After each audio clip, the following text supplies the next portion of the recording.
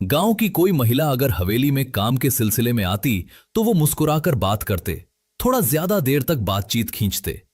गांव में कुछ महिलाएं उनसे ब्याज पर पैसे उधार लेती थीं, कभी बीमार बच्चे के इलाज के लिए, कभी घर के खर्च के लिए।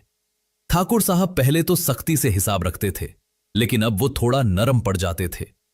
पैसे देते समय हाथ थोड़ा ज्यादा देर तक पकड़ लेते या मुस्कुराते हुए कहते, चिंता मत करो, समय मिलते ही लौटा देना, मैं हूं ना।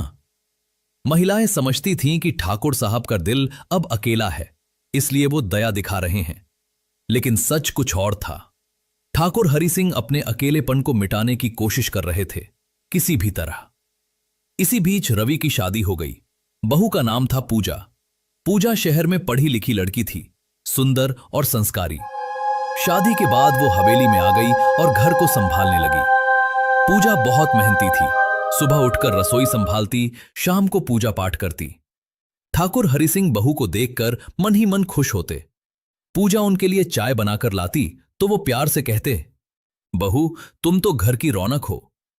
लेकिन उनकी नजरें कभी कभी पूजा के चेहरे पर, उसके हाव भाव पर थोड़ी देर ठहर जाती। पूजा इसे ससुर का स्नेह समझती।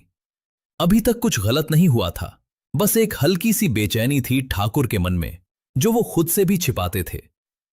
एक दिन गांव की एक विधवा महिला सरला ठाकुर हरि सिंह के पास आई। सरला पास के ही एक छोटे से मकान में रहती थी। उसके पति की मौत को 5 साल हो गए थे। सरला मजदूरी करती थी, लेकिन इस बार बहुत मजबूरी थी। उसके बेटे की तबीयत खराब हो गई थी और अस्पताल में 10,000 रुपए की जरूरत थी। सरला ने सोचा कि ठाकुर साहब से मदद मांग ले।